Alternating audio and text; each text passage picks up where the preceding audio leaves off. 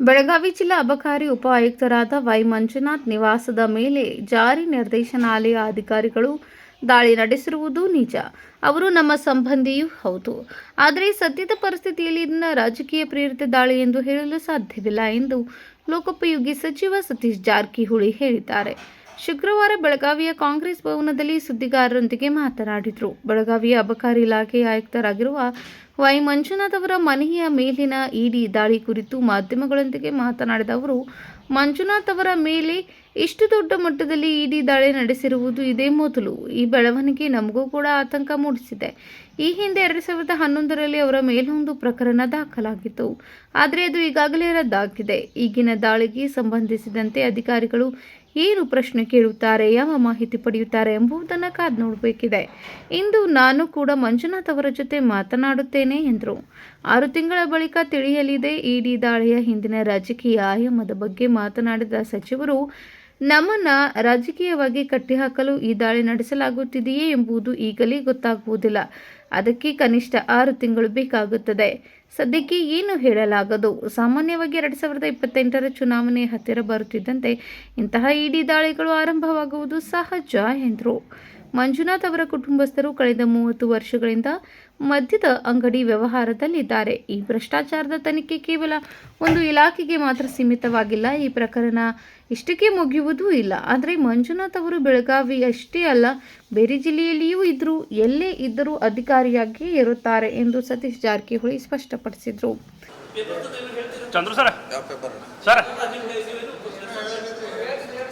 ನಾವೇನು ಹೇಳೋದು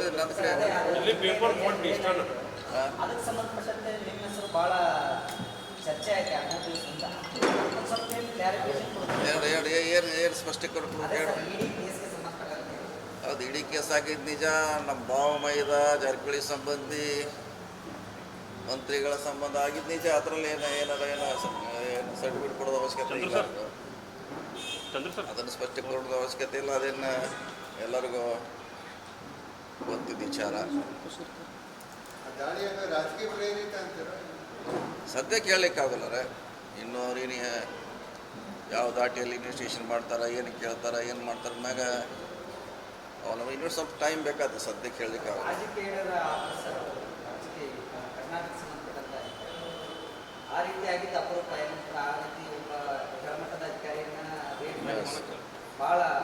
ರೇರೆ ಇಲ್ಲಿವರೆಗೆ ಭ್ರಷ್ಟಾಚಾರ ಮಾಡಲಿಕ್ಕೆ ಲೋಕಾಯುಕ್ತ ಇದೆ, ಅವ್ರದ್ದು ಇಲಾಖೆ ಇದೆ, ಬೇರೆ ಬೇರೆ ಏಜೆನ್ಸಿ ಮಾಡ್ತಾರೆ. ಇದು ಫಸ್ಟ್ ಟೈಮು ಭ್ರಷ್ಟಾಚಾರ ಆರೋಪ ಮೇಲೆ ಇಷ್ಟು ದೊಡ್ಡ ರೇಡ್ ಆಗಿದ್ದು ಇತಿಹಾಸ. ಅದು ಕೂಡ ನಮಗೂ ಕನ್ಫ್ಯೂಸ್ ಇದೆ. ಸೊ ಮುಂದಿನ ದಿನಗಳಲ್ಲಿ ನೋಡೋಣ ಲೀಗಲಿ ಅವ್ರು ಹೆಂಗೆ ಫೈಟ್ ಮಾಡ್ತಾರೆ, ಹೆಂಗೆ ಕೇಳ್ತಾರೆ. ಸೊ ಅವ್ರಿಗೆ ಬಿಟ್ಟಂಥ ವಿಚಾರ ಅದು. ನಮಗೂ ಕೂಡ ಕನ್ಫ್ಯೂಸ್ ಇದೆ. ಫಸ್ಟ್ ಟೈಮ್ ಇಡಿ ಅವರು ಕರಪ್ಷನ್ನಲ್ಲಿ ತನಿಖೆ, ಇಷ್ಟು ದೊಡ್ಡ ಮಟ್ಟದ ತನಿಖೆ.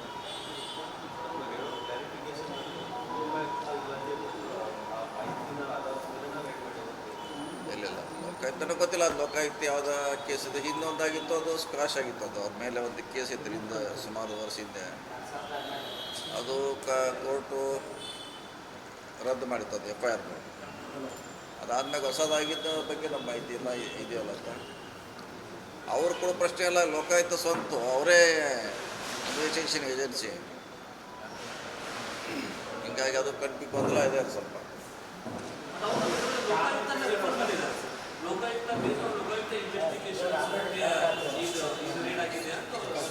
ಬಹುಶಃ ಅದನ್ನು ಹಳಿದ ರೆಫರೆನ್ಸ್ ಕೊಟ್ಟಿದ್ದಾರೆ, ಹೊಸದಲ್ಲ. ಹಳಿದ ರದ್ದಾಗಿದೆ. ಅವಾಗೇ ಹೈಕೋರ್ಟ್ನವ್ರು ರದ್ದು ಮಾಡಿದ್ದಾರೆ. ಅದು ಸ್ವಲ್ಪ ಟೈಮ್ ಬೇಕಲ್ಲ. ಈ ಸದ್ಯಕ್ಕೆ ಹೇಳೋಕ್ಕಾಗಲ್ಲ. ಇನ್ನೊಂದು ಇನ್ವೆಸ್ಟಿಗೇಷನ್ ಯಾವ ದಿಕ್ಕಿನಾಗ ಹೋಗ್ತಿದೆ ಅದ್ರ ಮ್ಯಾಗ ಅದೆಲ್ಲ depend.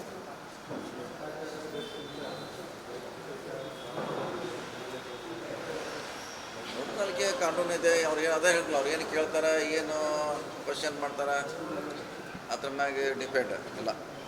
Vinod Kulkar, KMM news, Belagavi.